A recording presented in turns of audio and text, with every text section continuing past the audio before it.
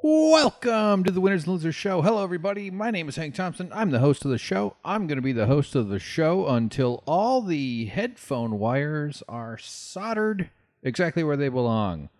That's right. There's a backstory to that one, but I'm gonna spare you the nonsense. It's just about okay, here we go. No, I'm just joking. Welcome to the show, everybody. One and all, man and woman. The genders aren't real. Don't worry, I'm not all worked up about that one. I am trying to learn and understand. That's for sure. But I'm not like one of those, there's only two. Man and woman, man. Like, all right, whatever. We're just... I think, to me, I just look at animals. Like, dogs aren't sexist. You never hear a dog be like, fucking bitch. That's their word for female dog. That sounds like that was a joke set up. It wasn't. But like the wow, what a horrible way to start a show. Idiot. Start out with a thing that could get him in trouble, but also he has no business talking about. Point is, it's fine. We're all just people and human beings, and it's a weird. We're kind of a messy species. People feel along the gradient. That's good, and if that changes, well, all right. The hell do I care? I don't give a shit. It's hard enough being the fucking whatever the hell I am. Man. Tough man. All right. So, we got some stuff to get into. I'm going to go over some stuff I didn't have a lot of details on last week. So we will update those topics. I've got big news today. It's Tuesday. We got Trump being impeached. Or at least the Democrats have opened a formal inquiry into possibly impeaching him. But it's a big news day here on September 24th, 2019, the year of our gourd. See, because Trump's a pumpkin. Get it? We should say the year of our gourd. Why did I say that? That was not written. All right? I want you to know that was not a fucking written joke. I would know better. I don't know better than to not say it as it comes out of my mouth and put it on the internet forever, but I would definitely not write that on one of my comedy scripts. I got audio of Greta Thunberg. I think I said her last name correctly. She's the 16-year-old young woman who's fighting for the future of humanity, and the right wing is just coming right after her. I'm not really going to dive into that stuff, but it's just amazing to see grown adults go after this girl. It's just fucking... It's just so insane how vicious people are, how much politics get tied into all, what's the word? Not destabilizes, demeans or diminishes or erases one's humanity, I guess. But I don't know why it's not surprising. I mean, the whole point of... Well, not the whole point, but like... I see humanity in everybody, and people I think who share my viewpoints tend to look at humans as complex, flawed, beautiful, amazing creatures deserving of dignity and safety, security. We should all have a roughly equal experience just in terms of fulfillment. That would be like a cool thing if all 7 billion people lived fully connected lives to or they were able to reach something near their potential.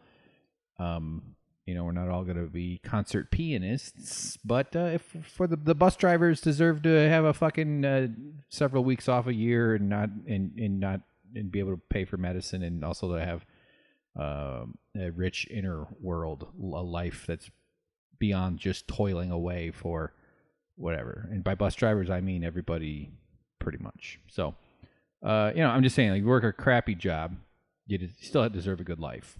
I don't know I'm not sure what I'm rambling about necessarily there. We got a bunch to do. Speaking of manliness, my woodworking. I don't know why I feel like I have to update everybody here. A couple updates about the projects, including Perfect Union, still on the way.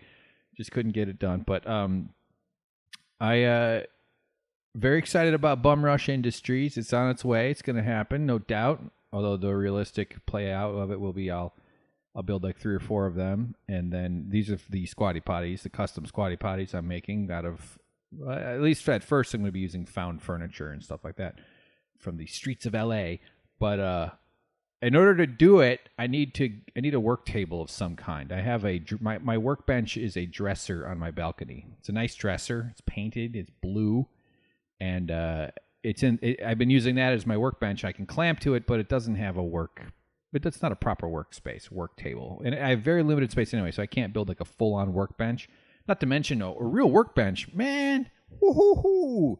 That's expensive. Meaning, like, if you do it right, if you actually have a shop, like a real woodworking shop, I mean, you can use a couple of sawhorses and a piece of plywood for sure. But you want to do it all up, but you use end grain, make a real thick top, make it real big and real heavy. Like, you want these things to be solid. They need to be like hundreds of pounds of weight. With the proper vices and things called dog holes. I think that's the right term for it. But you put these things called dogs, and under these just basically little clamping kind of devices that are real simple. Just little pegs, basically, that you can use your vice to clamp stuff. Anyway, there's a whole bunch going on with a work table. I'm not building one of those. I'm just going to build like a thing on my patio that's got some shelves underneath it and some space, and I can clamp on at least 3 sides of the work surface. What is this? What is this? Woodworking podcasting here? No, people aren't tuning in for that. They're tuning in. Well, I don't know. Why would? Eventually, I'll get guests. That's that's my promise. I'm much better talking to people than just rambling to myself at my computer. So here, let's check in with let's see what kind of day Trump is having here. See how he's doing here. I don't think he's doing great. Yep, just one. Just a single heart. That's sad. Fuck that guy. Man, what a rotten. Okay, all right. You know the drill. Everybody knows all that. And all right, well, yeah. Let's keep going. So, Perfect Union was gonna record last week. Just didn't. I didn't. I was tired. Just didn't fucking feel like it. Had it. I could have. I mean, I should have. And I could have, but I didn't. And, I will. I'm going to do it soon. I got the stuff. I'm getting the bits and pieces ready. I just need to, start it and do it. And I'm looking forward to it. Actually, I'm excited. It's just, I'm just bad. I'm just not. It's hard to work as much as I work and then do this. And then I decided to not start this one, but restart this and start another podcast 2 in a row. And somehow I'm also working on some animation stuff that I'm hoping to roll out on the YouTube channel here that I'm using for Winners and Losers. So if you're just a podcast listener, just doing the radio thing or whatever, the MP3 on your phone or however you're doing it, if you're not using YouTube, do me a favor, go to YouTube, look in the description for a link, and subscribe. Once we reach 100 subscribers, I can choose a custom URL, which is nice, because right now it's just 40 random characters, and that'd be good. And I think I'm going to do Perfect Union and Winners and Losers on the same YouTube channel. There's probably some argument for why that's a bad idea, but I just don't want to have to bother with 2. I already have about 10 plus, based on all the weird little projects I've done over the years. Some of them you don't even know about, because they're one-offs and they just fucking deserve to die. But I don't know. I think they'll go together. I mean, it's both me, largely, and Perfect Union, Winners and Losers, same YouTube channel. I don't know. I feel like I could. It's fine. I'm not sure what the major downsides are. Like if it was like functioning businesses, like, hey, don't poop on your boss's desk or whatever that phrase is, and they'd be like, yeah, probably don't. And if you do, use a bum rush. So. Thanks for your patience. Please look for it. It'll be out before too long. We'll all just be moving on. So last week, I brought up Elizabeth Warren's wealth tax. I was talking about how it should be graduated. I'm saying it should be every 10 million, it should go up by a cent. Turns out she does have it is graduated or progressive or whatever the right word is for that. It goes up. So currently her wealth tax is above $50 million. It's 2 cents per dollar, 2%. So the next step up is at above $1 billion. It becomes 3 cents. All right. That's better than nothing. I didn't think there was anything. I didn't know. So well, my ignorance has been alleviated. I hope yours has too. That's okay. But coming up a little bit later, we're going to talk about Bernie's wealth tax. He just released his, just came out with a plan for his, and his is a lot more aggressive. I'm liking his more than hers. I don't know of any of the other candidates that even have proposed such a thing. Some of them may have put a little bit of, paid a little bit of attention. Now, what's the right word? Put a little lip service. That's the word I can't think of. A little lip service to the idea that the rich have to pay their fair share to the wealthy. But their whole point is to protect the rich, to make sure that they don't have to pay their fair share. It's the whole fucking scam that they're doing here in this country. So, good for you, Elizabeth. I'm glad that there's the 3% over $1 billion. It's better than the vast majority of every other candidate, but it's not better than Bernie's, which we're going to talk about a little bit later. Also brought up last week, Canadian election system. Turns out they're sane. Who knew? The Canadians are somewhat sane. I mean, it's not hard to look sane next to America, by the way. Like, if America wasn't such a freaking just catastrophe of a country, just this maniacal monster, just all over the world, causing all kinds of chaos and mayhem. The occasional good, but generally just a vehicle for concentrating wealth and keeping rich people in control, or permitting rich people to write the rules so that it benefits them, while fomenting this insane religious upswell, which has been going on for the beginning, pretty much. But the right-wing religious movement has gained a lot of power. But Mike Pence is their vice president, and Donald Trump is their bitch, and he's doing everything they can for them. And it's real weird. It's real scary. So, but anyway, Canada probably has a little growing up to do. But next to America, Canada is the brother or is the son or daughter you wouldn't be embarrassed to bring to your 50th high school reunion. Do they do 50 high school? That's only 78 years old, right? 50th? I didn't even go to a high school reunion. Wasn't invited. And I believe they didn't have one. I am assuming there was. I mean, but it seems like they're supposed to be, right? Isn't that a thing? But it makes sense that this loser high school I went to didn't have one. But another explanation that makes probably more sense is that I just wasn't invited. They probably didn't think of me, which would be really on brand.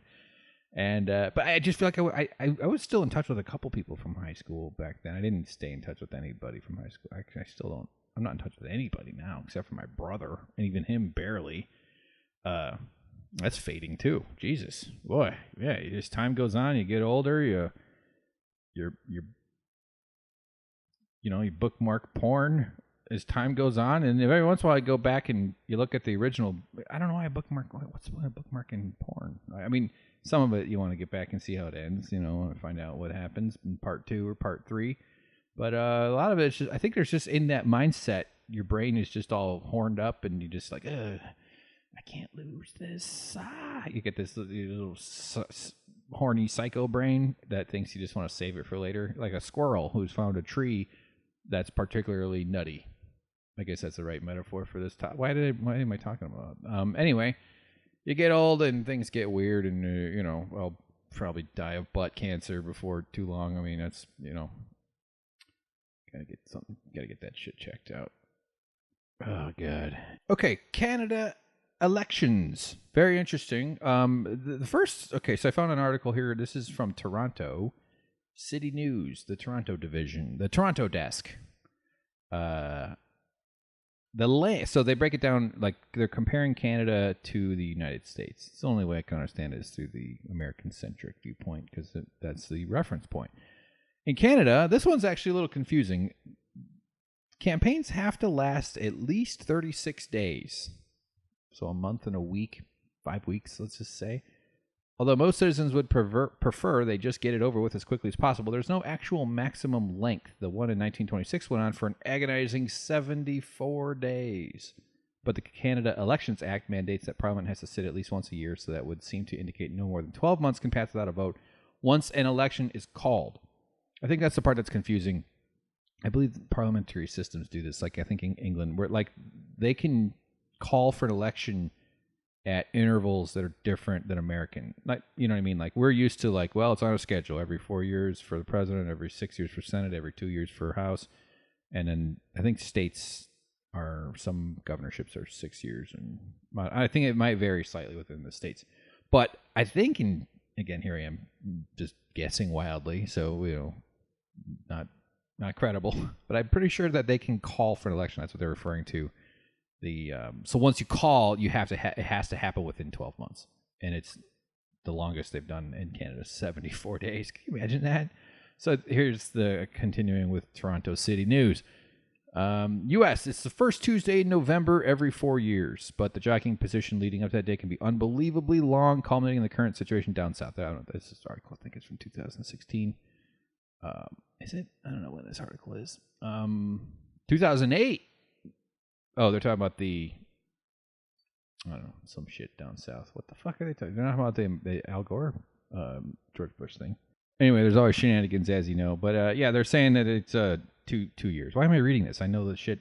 So yeah, the presidential election essentially never ends. Trump actually filed, I believe, the paperwork for 2020 the day of the inauguration in 2017. So January 21st or January 20th of 2017. Like that night, they filed for the candidacy, for the presidency, which is like beat every record of that by like 2 years. Like you're not supposed to do, like, that's ridiculous. It also shows he doesn't give a shit about governing at all. It's just all about the PR and the exposure. It's all just so insane. But yeah, America's elections are bonkers. They're just nuts. They just should not go on. Like the whole thing is the consequence of decades of mismanagement and corruption drift. Like we're just deeper and deeper into corruption as usual. It just means that, well, they have to get longer. Then you have to play. It's all just about the game you play with the media and all this shit. So anyway, Canadians, let's see, when they vote, this is Canada. We have a fixed election date once every 4 years unless a non-confidence vote triggers another one. The Prime Minister can rule for as long as voters keep electing him or her to office. U.S., President stays for 4 years regardless of what happens. Rare exceptions can happen, like a death in office or Richard Nixon resigning in disgrace in 1974 or Donald Trump tripping on the stairs of the Air Force One, falling on, I don't know. Who knows? But even that didn't trigger an election, and the vice president takes over until the next vote. They're talking about Nixon's resignation. All right. So who is in the race? Let's see. That doesn't. It's fine. It's not what I'm watching for. How they make their mark. Canada, it sounds trivial, but it's not. We vote by making an X on a paper ballot with a black pencil. U.S., they use various electronic voting machines, and some seem fraught with errors and controversy. Canada's system is far more primitive than theirs, but it seems to work better. Yeah. I wouldn't use the word primitive. I mean, I suppose in a way using paper instead of a computer is a little relatively less advanced, I guess. But in a way, the U.S. is way more primitive because ours is designed to be corruptible, to have every state runs their own election infrastructure, and there's all sorts of shenanigans, especially from the Republicans, largely, not just a little bit largely, but almost exclusively. Not that there hasn't been examples of Democrats pulling some bullshit with elections either, but the Republicans have made it their thing. There's numerous cases of them on record talking about why they're doing voter ID in order to limit access to the ballot, why they're doing like limiting, I believe in Texas, an NRA card is a good enough ID to vote, but a college student ID is not. I should verify that. I'm not totally positive, but there's all sorts of ways that the American election system is monkeyed with, and one of those is keeping electronic voting machines. I could Google it and just do a whole episode on that. And don't worry, I'm not. So it's brutal here, man. We should do paper ballot. And like if we want to try electronic voting, it should be paper first, and electronic first, and then a paper backup. But it should also be like the paper backup has to verify everything, no matter what. Like there's no, it shouldn't be optional at all.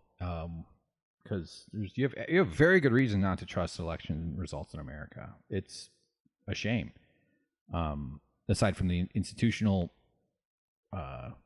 advantages that the Republicans have because of the Electoral College and because of the way rural states are far more overrepresented in the Senate than they should be.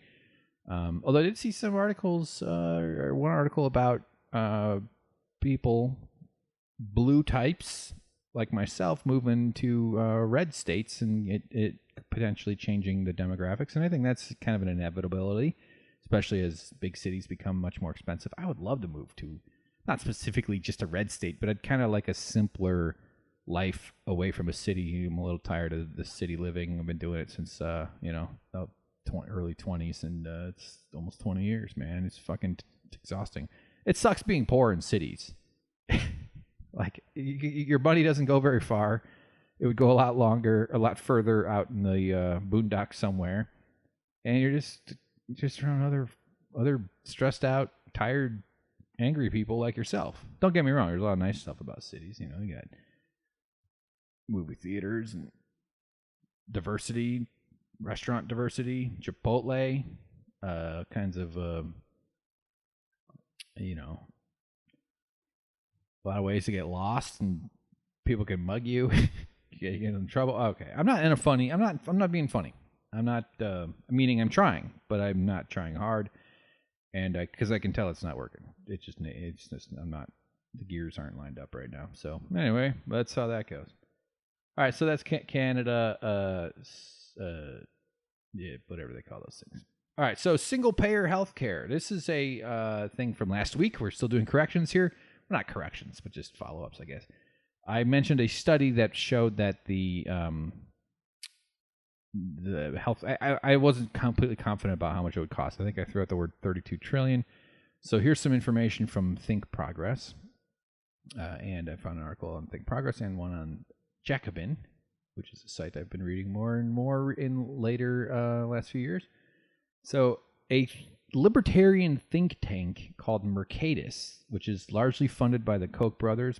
Thank God that one guy died. Hopefully another one does before too long. It's a terrible. Well, either die or just take all his money so we don't have to deal with these billionaires. Like, I don't want these guys to die. I just don't want to have to live according to their insanities. And because of our corrupt system, I do, because they have influence over the government that I don't, that you don't, that everybody doesn't. So we have to live according to the whims of these psychos. And that's wrong.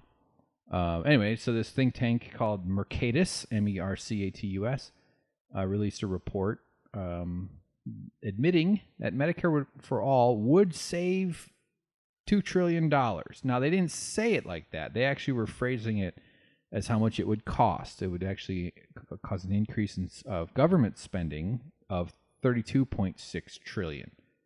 So here, I'll just pick up one of these paragraphs here. So, who wrote this? Matt Brunig. I wrote him. When talking about Medicare for All, it is important to distinguish between two concepts: national health expenditures and federal health expenditures.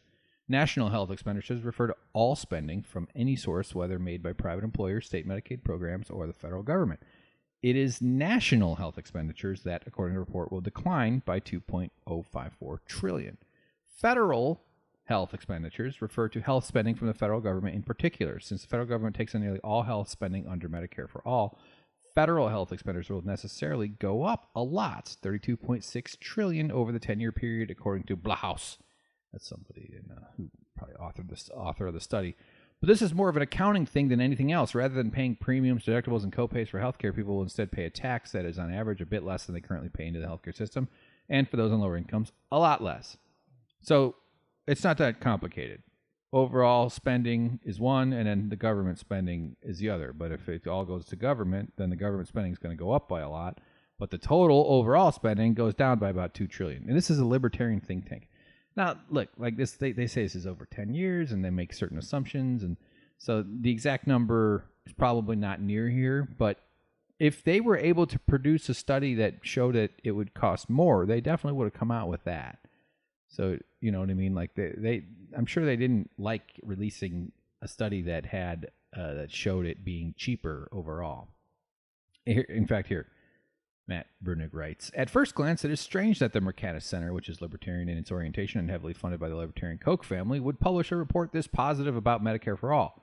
They claim that even the Koch organizations say, this is quoted, even the Koch organizations say it will save money while covering everyone, end quote, provides a useful bit of rhetoric for proponents of the policy. But the real game here for Mercatus is to bury the money-saving finding in the report's tables while headlining the incomprehensibly large 32.6 trillion number in order to trick dim reporters into splashing that number everywhere and freaking out. This is a strategy that already appears to be working, as the Associated Press headline reads, Study, Medicare for All, projected to cost $32.6 trillion. So they benefit by knowing that the press sucks. That's nice. All right, I'll just keep reading. Why the hell not? Messaging strategy aside, there is room to quibble with Blahouse's positive findings. He assumes administrative costs will only drop from 13% to 6% for those currently privately insured. But according to the Kaiser Family Foundation, Medicare's administrative costs have consistently been below 2%. He assumes utilization of health services will increase by 11%, but aggregate health service utilization is ultimately dependent on the capacity to provide services, meaning utilization could hit a hard limit below the level he projects. So he's saying, like, there'll be an increase in use, but the capacity won't be able to accommodate that use. So, like, when Chipotle is busy at lunch hour, all of a sudden you got a whole bunch of people showing up in line, and they have a little extra excess capacity for the big orders, for the, corporate, hey, we need 30 burritos, so they can accommodate some, but if there's too many of those, they'll hit that wall, that limit. And then it will be a big part of American healthcare. If suddenly people can go to the doctor, like you'll get a bunch of people who don't go to the doctor going to the doctor because they can now. They don't have to deal with the stress of how do you pay for it? Where do I find the money? Is it like, if I had health insurance, I'd go see a doctor and go get my butt looked at for prostates. For sure. I need to find those things. Make sure to get them out of there. People avoid seeing the doc, going to get checkups and to have things checked out. I'm sure everybody has a list, Americans especially, has a list of 2 or 3 things that they'd love to see a doctor for. I like to get my goddamn ears checked out. I have tinnitus, if you want to sound educated. And I'm just curious what the fuck it is. I've Googled it. My brother sent me a link about it once, but looking it up just makes it worse. So does bringing it up. So that's not smart. But I'd like to just have some ear person put some headphones on me, make me stand in one of those boxes that's all insulated, and then I can like raise my hand when I hear tones or something. I mean, I don't know what the hell happened, but for all I know, they'll have a pill. Maybe they'll have like a suppository for my ears, something they could poke in there and boop, boop, boop, boop, turn it off. Turn off that. I haven't heard silence in over 10 years, man. It's a nightmare. It's horrible.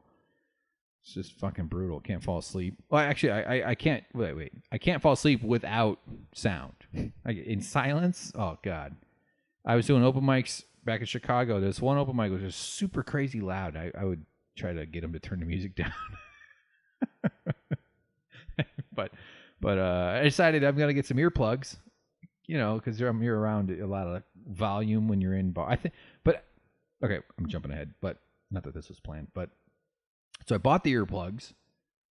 I'm not jumping ahead. I caught myself, and then I have a thing I'm going to say at the end. That's what I'm saying. So first, the earplugs. I bought the earplugs, researched them, picked out some flesh-colored ones, white flesh, the normal flesh, quote unquote. Not just saying. I'm saying this is not really okay. Like Band-Aid colored, normal. Get what I'm saying? And to match my gross ear colors, and they worked. They're a little tricky to get in there. You got to like squeeze them and pinch them and then like roll them up and then poke them in there and then they like unpack and it's kind of, it's kind of cool. God was a little pervert with the ears. Not that it's a sexual feeling, but it feels good to put shit in your ears, doesn't it? Like when you scratch it or put a toothpick. Like, what is that? Why does it feel like you go into this little trance and you start jabbing something into your ear? But anyway, so I put the earplugs in. And they work, man. They cut out the sound. But what I realized immediately was there ain't no going deeper than the tinnitus. Wherever that misfiring nerve or bent hair, whatever it is, picking up that signal that will never stop. is deeper than the earplugs can reach. So all that earplug thing idea, all it did was isolate me with my tinnitus. It was so horrible. So here's my theater. Jesus. Here's my theory. I was going to say, I think that music in bars, because I experience a lot of this with comedy. Just when you do comedy, all you do is go to bars pretty much 5 or 6 nights a week. The occasional theater, maybe a black box performance space every once in a while. But I think that the reason bars have such loud music so often, aside from the fact that I'm sensitive, but I just think it's because people who work there have hearing loss because they work at bars. Take that, Malcolm Gladwell. Figuring stuff out. Yeah, I think people who work at bars have bad hearing because they work at bars. And then they turn the volume up a little bit, and over time, they're just killing their own hearing. I don't know. Maybe it's true. Maybe it's not. The ones that have been there forever, who knows? Why look it up? All right. Impeachment. Honestly, I don't have a lot of time for this because I have other stuff I want to get to. Joe Biden. I want to play Joe Biden's Corn Pop. I know that's like already a week and a half old, which makes it ancient. But just real quick, because this did happen today, this is a big deal here, Tuesday. Nancy Pelosi stuns the world by doing the thing she should have done the very first day of office. No, maybe not the very first day. But I think Trump should have been impeached for his fucking hair, honestly. That shows a dangerous level of misjudgment. But maybe you can't do that. I mean, the Founding Fathers all had pretty bad hair, too. They all wore wigs. I mean, why wear a wig if you've got nice hair, you know? Otherwise, it just wouldn't make any sense whatsoever. So here's from NBC News. 187 House Democrats, more than 3/4 of the 235-member caucus, now support some type of impeachment action in light of President Donald Trump's burgeoning Ukraine scandal. This headline is House Dems rally behind impeachment action amid reports Trump ordered Ukraine aid frozen. The fast-expanding list includes more than 4 dozen lawmakers who have come out in favor of action since reports last week that the president pushed Ukraine to investigate the Biden family, in addition to the Democrats' Representative Justin Amash, a Michigan independent who was a Republican, also favors an impeachment investigation. I thought this was one about the fucking impeachment investigation. This is not. I'm terrible at this. Hang in there. Pelosi says, okay, so, all right, Nancy Pelosi announces formal impeachment inquiry of Trump. House Speaker Nancy Pelosi, who for months resisted efforts to launch impeachment proceedings against President Donald Trump, announced a formal inquiry on Tuesday, saying that the president's growing Ukraine scandal marked a breach of his constitutional responsibilities. That's in quotes. This week, the president has admitted to asking the president of Ukraine to take actions which would benefit him politically. I'm very rich. I'm worth like $70 million. I'm a landlord, too. Everybody go fuck yourself. Blah. That's my Pelosi. I think she's terrible. I can't hesitate. Why am I hesitating to use the word hate? Hate's just not the emotion I want to put out in the world. But she's fucking horrible. She's corrupt as shit. Her primary skill is raising money. That's what everybody likes to point out. Oh, she's a master at raising money. She knows how to play the corruption game better than anybody else. We can't get rid of her. It's like, no, yeah, we can, and we should. Look how terrible this is. She's been resisting this forever. And even with this Ukrainian stuff where Trump, and I don't have the full picture here. It's all, honestly, it's all kind of confusing. He apparently withheld something like $400 million in aid, somewhere in that ballpark, maybe it's 200 to 400, to the Ukrainian government, and unless they would investigate Hunter Biden, Joe Biden's son, for work he did with a Ukrainian. He was on the board of a Ukrainian gas company, to the tune of like $50,000 a month. So there's a lot of parts to this. It's kind of hilarious that it's happening with Biden, with Trump trying to go after Biden. I find that to be like the funny angle to it. Like Trump assumes that this old garbage person, Joe Biden, the one of the other champions, or I shouldn't say, what's a good word for that? One of the other heroes of white supremacy, white privilege, like both Trump and Biden is what I'm saying. Especially Trump. Do you think if he were any other race/gender, he would have had the life he's had at all? Even close? Of course not.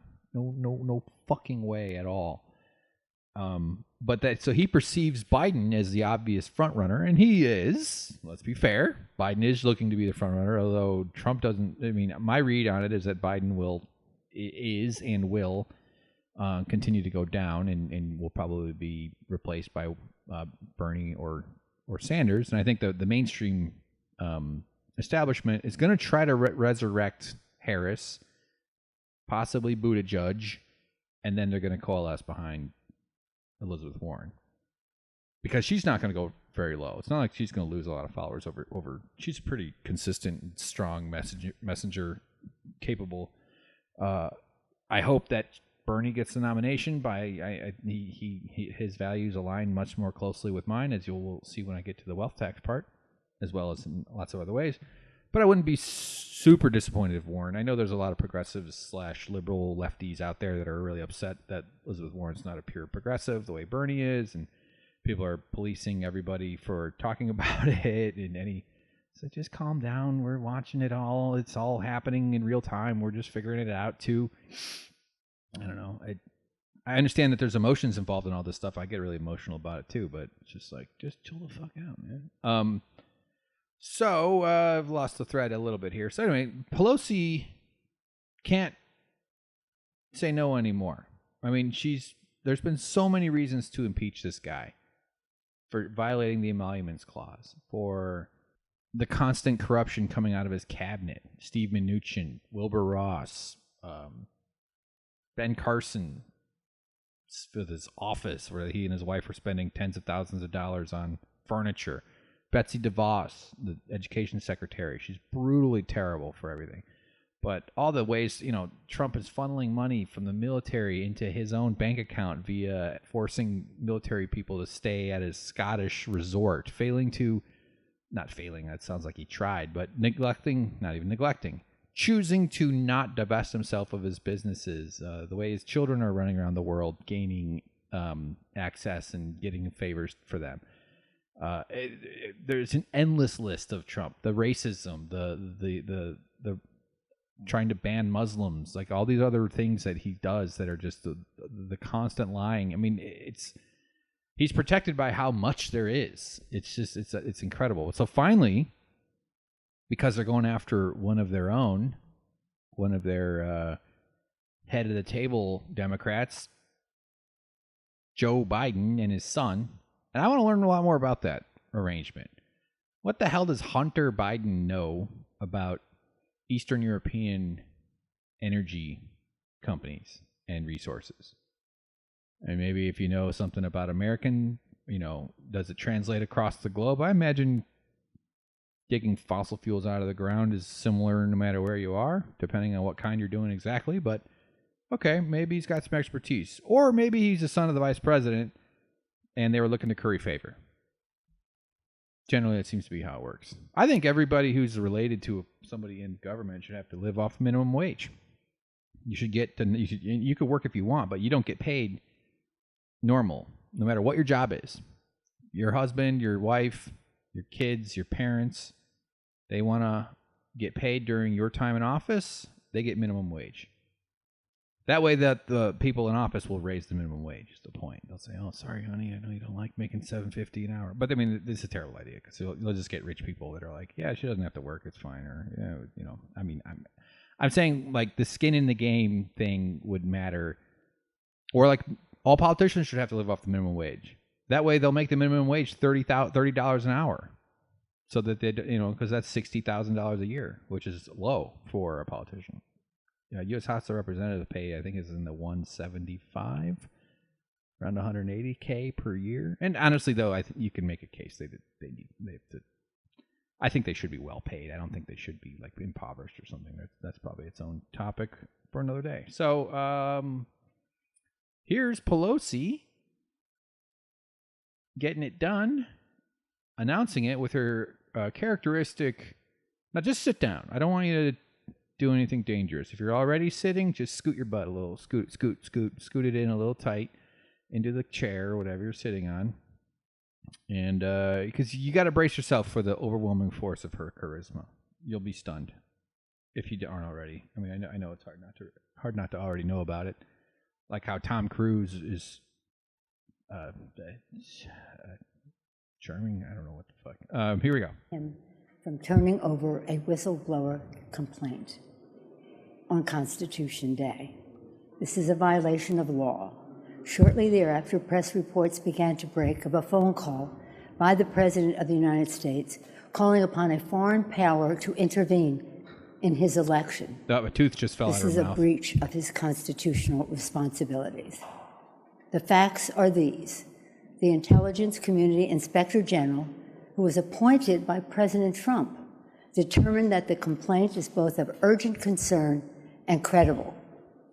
And its disclosure, he went on to say, relates to one of the most significant and important of the Director of National Intelligence's responsibility to the American people. On Thursday, the Inspector General testified before the House Intelligence Committee, stating that the Wow, really captured every little bit there. We'll see what happens. Honestly, I think the Democrats will fuck it up somehow. I know they're saying they're convening like 6 House committees to like make, or leaders to like decide how to do it, and they're not bypassing the Judiciary Committee, but then it goes to, I mean, there's a bit of a process for this all works, and I don't have all the knowledge. I'm not going to pretend like I do, but I hope to as it goes on, because I'm going to be paying attention to this story. It's a pretty big story whenever there's any kind of impeachment, but I don't trust the Democrats. I don't trust Pelosi. However, the narrative is changing, meaning, I'm not saying however I trust her, but just like she's incentivized, for some reason she was incentivized to not do it. Now that that's no longer the case, now she's incentivized to see it through somehow, and she probably doesn't want to have a failed impeachment. Now that brings up the whole notion of what everybody agrees. And I think there's actually more of a chance of this, of getting conviction in the Senate than we might think. I still wouldn't bet on it at all. Don't get me wrong. I don't know anything. But everybody agrees that the Republicans... So what happens is, for those of you who aren't Americans or don't know, is that once the House passes impeachment, some formal vote, again, I don't know all the details, but then it goes to the Senate for conviction. I believe the House votes to impeach, and then the trial happens in the Senate. And you need a 2/3 majority vote in the Senate to quote-unquote convict. And at that point, I think they just kick them out of office. So we would need something like 50, whatever, like way more Republicans to defect. It's unlikely that any one will defect, any Republican senators. So everybody expects the Republicans to vote along party lines and automatically just vote to not convict when it reaches the Senate. And that's been one of the arguments that they've been making is as to why you shouldn't impeach, is because, well, just what's the point of impeaching if it's not going to get him out? And if you do get him out, then you got Mike Pence, man. The most unlikable guy, the guy who was an unpopular governor of Indiana. Mike Pence, get the fuck out of here. That guy's such a phony. So the Democrats have been hesitant to impeach. Among the reasons is they're like, well, we know we're not going to convict in the Senate. So what's wrong? So I would just counter that with, you're telling me it doesn't make sense to spend months putting Trump's crimes and corruption in the headlines, in the news articles, podcasts about him, TV reports about him, all sorts of, everybody will be talking about this for months and months and months. And at the end of that process, every single senator will stand there in a highly publicized vote and say, I'm okay with all that. I'm okay with all that crime. You're telling me that'll be bad for the Democrats. What's the loss? What's the downside? And then Trump gets to claim victory because he wasn't actually kicked out, wasn't actually completely convicted. That's ridiculous. Going to rile up the Republican base. They're already riled up. I mean, it just shows bad politics, bad ineffective strategic thinking, and I'm glad to see that at least we're taking this step. I was coming at Pelosi pretty hard on Twitter. I'm sure she was reading them too. But I mean, if she really didn't do it, and it hasn't happened yet, they're just having a formal inquiry. But if she chose not to do this, which seemed like a real possibility yesterday, she'd go down as bad as Trump in history. Like she already deserves to be, crapped on, and she doesn't deserve any respect or any legacy. Like get the fuck out of here. Life of corruption, of not putting people's lives over policies that benefit her donors and her party. It's just she's as deeply rotten scumbag as there's ever been in politics, but she's nowhere near as bad as Trump. And she was risking being as bad as him by simply being the one person who could say we have to go after this guy and then not doing it. So she's doing it, and that's good. But still very little faith that the Democrats won't find a way to screw up. They'll probably limit the scope of it somehow. They'll make some deal with the Republicans, some sort of skeezy thing where we'll only limit it to this Ukrainian situation, and then the headlines will be about Biden being corrupt, not Trump, and somehow like Biden will, it'll. So I don't know. It's funny to me that it is turning on. I think I was saying this earlier, but like on a Biden type thing, because they could have gone after Trump for other reasons that had nothing to do with Biden, and so we wouldn't have Biden mixed into this. Is there a risk that it sort of validates Biden as a heavy hitter, as somebody who belongs in the, because in a lot of ways I think people pay attention to this stuff and they're not really detail driven. They're just sort of like, well, I see his name all the time, and they're talking about him all the time. He's one of the people on the thing all the time, and I guess that means he belongs, like that low information kind of voter person. Not really. I doubt it. I think there's some chance of that effect, but I think the greater effect is that just it's going to make Biden look like shit for what seems to be corruption. I know that might not be the word the system would allow or apply to it, but what's the son of the vice president doing making $50,000 working for a Ukrainian gas company? And that kind of thing happens all the time. Spouses and children of big name politicians get hired all the time. All sorts of money flowing around. So it's pretty gross. It's disgusting. All right, let's talk about this wealth tax. My God, I'm already coming up on an hour. It's amazing. Maybe I'll do another one this week. Honestly, it's 8:00 and I'm fucking hungry. I haven't eaten today, so I usually get hungry around 6:30, 7. I intentionally don't eat. I'll only eat once a day. So, but when I get hungry, I get pretty fucking hungry, and then it goes away. Actually, I could probably push through it too. So real quick before we leave Biden, I was going to do the corn pop story. I think I'll save that for another time. But here's Joe being himself to a young woman again. This happened a couple days ago, September 23rd. It looks like. He's holding her hands in this video, and she appears to be, I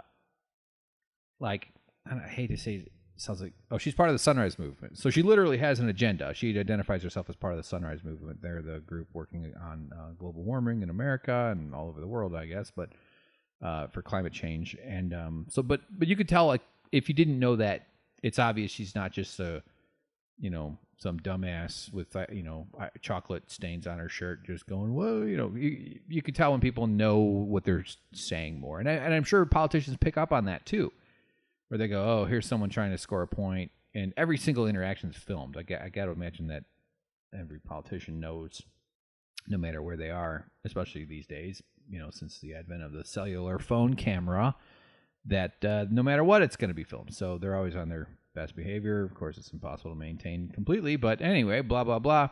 Here's this young woman asking Joe Biden. It's 37 seconds here, so it's not too bad. Let's just listen to it. But just keep in mind, he's holding her hands, kind of like I'm in charge, sort of like he's like arms are, it's not like they're two lovers standing next to a statue in some Barcelona park or some shit. You know what I mean? Here we go. And part of the Sunrise Movement, we're fighting for a Green New Deal, and that's what we need from a candidate. Well, you got a better deal for me than anybody. I just want you to go back and look. how we can trust you when you've continually broken your pledge not to take fossil fuel money. That is not and true. And held fundraisers with the CEO. So he's denying that they take fossil fuel money, that he's taking, which is bullshit. Of course he has. No doubt about it. I don't even know how much, but yes, he has. He's from Delaware, which is a corrupt state for credit card companies, especially, but banks, because they have very lax corporate laws. So here, rewind a little bit to pick it up. In your pledge not to take fossil fuel money. That is not and true. held fundraisers with the CEO. I have not. How about your climate change advisor, Heather Zykow? She's actually made $1 million from the fossil fuel industry. We need someone we need a Green New Deal, not more corruption. So Biden's done. He switched his hands to only holding one of her hands. He was holding both of them. So he grabs her hand, and with his right hand he pats it. That's slapping. Just listen to what he says. Thank you for admiring me so much. What about? What an asshole! Thank you for admiring me so much. Fuck you. He kind of gives a little grin and he walks off, just like, hey, I'm not gonna win this lady. We're just gonna pretend like she's in what is this? Some pickup artist bullshit? What an asshole! What's he holding her hands for? He wouldn't have done that to a man. He wouldn't have been like, here, young man, let me hold your hands and let me squeeze. And he probably does that thumb moving thing where you rub the back. Your plan doesn't ban fracking. He just walks away. So they're horrible. He just lies, denies that he has had climate fundraisers. Here, pause the microphone.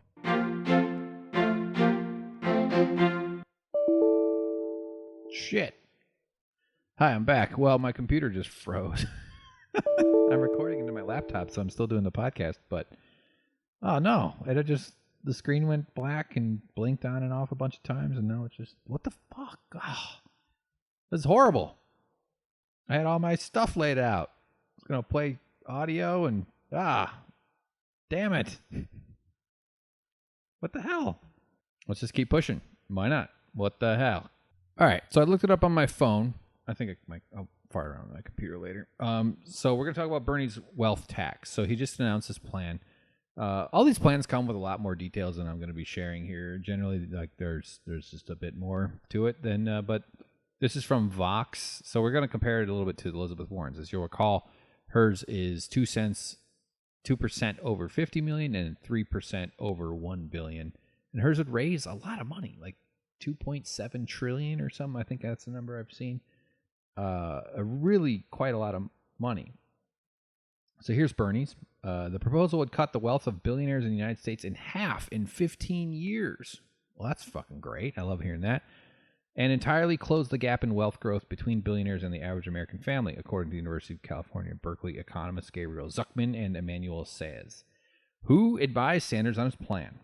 Hitting the richest 180,000 American households, Saez and Zuckman estimate the tax would raise $4.35 trillion over the next decade, which Sanders says would go toward paying for his biggest policies, including Medicare for all, affordable housing, and universal child care. So think about that. All that money just sitting there, stolen wealth, sitting in rich people's pockets. It's not theirs. They didn't do the work, especially the billionaires. Someone else did the work. They take the value. They take the wealth from people who produce it. And I know it's the workers because if you didn't do the work, they wouldn't have the money. You could remove the billionaire, and they could still do the work, and the wealth would still exist once the work was done. You could remove the worker, and the wealth doesn't exist. It's their money. It's in the wrong account. Don't feel bad about taking these people's money. It's not theirs. I don't even like saying these people's money. It's their stolen money. It's the same their money as it is a bank robber's. Except they took it from some poor bastard that can barely get by because they're not paid enough. More from the article. The wealth tax has been one of Senator Elizabeth Warren's signature policy proposals on the campaign trail. What she sells is a 2-cent tax on the 75,000 wealthiest families in the country. She's proposing Okay, no, they're just summarizing her thing there. So, but Bernie's goes much higher. In fact, I think he has 8 gradations of his. So here's how it goes. I like this. Just follow me here. I think this will make sense. Sanders wants to levy a 1% tax on wealth above $32 million for married couples. So if you're single, it kicks in at $16 million. And then slowly increase the tax for wealthier households. A 2% for wealth between 50 to 250 million. So that sort of matches Warren's. A 3% for wealth from 250 to 500. 4% from 500 to 1 billion. 5% from 1 billion to 2.5 billion. So Warren's is 3% on everything above 1 billion. Sanders, once you hit 1 billion, his starts at 5. Once you're past 1 billion, up to 2.5 billion. 6% from 2.5 to 5 billion. 7% from 5 to 10 billion. And if you have more than 10 billion, 8% on everything above 10. Dude, that's awesome. I love it. I think that sounds great. Same thing goes for super rich single people, except the wealth thresholds are cut in half. In other words, an unmarried person with 16.5 million in wealth would pay blah, blah, blah, as would a married couple. Okay, I'll just read this.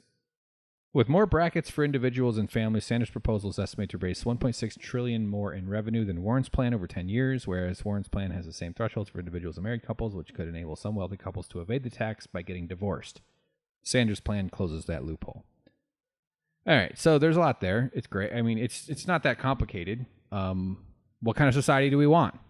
Do we want everybody to have a decent life and access to some basic services so that they don't have to live such stressful, terrible lives? Lives of diminished potential, lives of not having to watch their friends and family struggle along with them. And then they're freer to take risks. They're freer to start businesses. They're freer to go, engage in politics. They're, especially if they have more time off, particularly if you add in the 4-day work week, which actually there's some great news about that. In Britain, the Labour Party is actually, I believe, I'm not sure if it's official yet, but there's like they're formally adding it to their platform, I think. I don't understand British politics all that well, but I know that the 4-day work week movement is ahead in England beyond more than America. Of course, we're always going to be behind here. But anyway, I'm all for this wealth tax. I think the wealth tax above 100 million should be, was I saying this last week or whatever? It's going to change every time. But it should be 100%. Just take it all. It's not theirs. But okay, Bernie's is saying at over 10 billion, 8%. So let's say I have 100 billion. On billion 11, well, actually it's 10 plus a dollar. Let's just say 11. 11 through 100. 90 billion. I'd have to pay 8% of that, which is fuck. I'm trying to do 9 times. I'm trying to do 8%. 1% would be 9, right? Times 10. It'd be well, 10% we know would be 90. It would be 9 billion. So it's in the $7 to $8 billion, probably closer to $8 billion. Whatever. I sound stupid. I am stupid. That's fine. I'm not worried about that. It's why God invented whoever invented Texas Instruments. So yeah, it's a lot of money. We need it. We need the money to spend it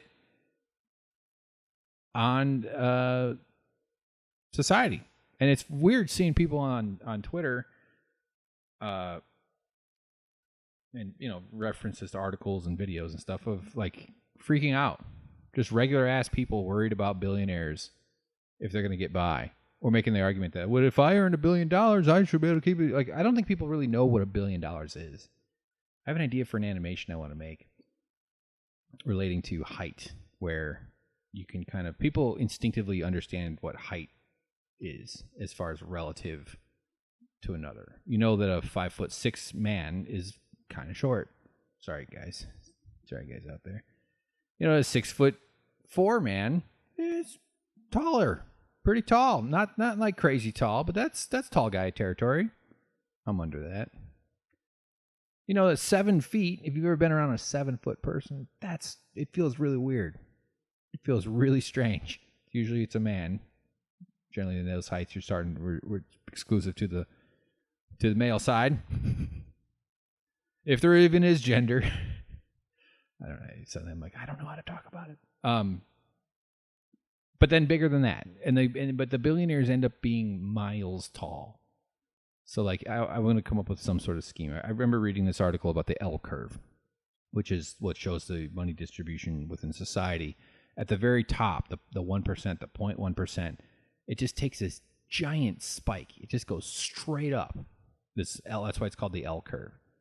Starts to climb up when you get to the 90 percentile, 95 percentile. So you can see the curve starts to come in a little bit more, but then you reach that 0.1%, that 0.5%, and it is stratospheric. It just immediately just soars all the way up. And those are the people who should be the targets of these things. That's why I like Bernie's plan over Warren's. 3 cents on everything above 1 billion. That means 3 cents on everything above 10 billion. Bernie's is 8 cents per dollar above 10 billion. Makes more sense to me. Literally. Ah, great humor. Real fucking funny. Man, I realize how tired I am. I'm just so tired of being tired. Cool. Well, listen. Gonna be honest, I don't think this one was very good. I can't tell. I'll listen to this again for the first time, and I'll be like, it was fine. It wasn't as bad as you thought. I know that's how it works. I've done this enough. I know that's how it plays out. But I'm not feeling real strong about this. And really, though, what I'm going to do is use it to motivate me to get some guests and do a proper podcast. Unless it's a solo thing. I don't know. I hope there's a place for the solo stuff just because it's easy to book, I say yes most of the time. And I hope you do too. So thanks for listening. I appreciate anybody who's still with me on this one. That's awesome of you. It's great. Stay tuned. There'll be more. I'll have more to say, more to do.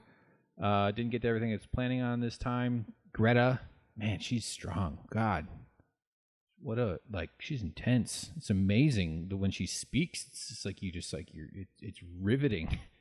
And she's right, too. And it's the adults that are attacking this young girl, this young woman. It's just insane. I can't believe that this world is like that. Children are terrified. Children are not supposed to be scared of the weather, of the climate changing, of the planet no longer being inhabitable. Children are supposed to be scared of men. That's how a society is supposed to work. Children they're innocent. And they shouldn't have to fear that the planet is dying. They should fear men, strangers with candy, serial killers, rapey men, human males, the real threat, one of the threats on the planet that we really need to get a grip on. Something's wrong with masculinity on this fucking planet, and it's a big problem. Okay, good point. Way to go. That's fine. There's this whole other jag about human beings. I'll probably do this some other time, but human beings, unlike most animals, we can predict our death. It's part of the fundamental human condition. So we're particularly wired to feel pain about climate change for children. If they were squirrel children, they're just a dumb squirrel that's going to die. Not any idea what the hell's going on. But human beings know, we understand the future. Because our imagination empowers us to plan ahead and to think ahead, and we have all these, we worry about the past, we regret the past, worry about the future. So, so even crueler to do this to our children and to ourselves. So, great work, humanity. Well done. Thank you so much, everybody. Gonna go microwave some ribs and some salad, and I'm gonna have a nice time. Put my legs up. Put a kitchen towel on my chest. My fingers get slimy. Let's rub my chest. I used to think that, how you put your napkin in your lap? That's like the polite way to do it. You're supposed to do that. Don't put your napkin on the table like some kind of savage. I used to think that the napkin in the lap was in case food fell out of your mouth. Not that you're just supposed to wipe your hands on your lap then, because that's where the napkin is. I thought it was because there was like an epidemic, like a species-wide, millennia-long epidemic of just food coming straight out of the mouth. Therefore, it'd land in your lap.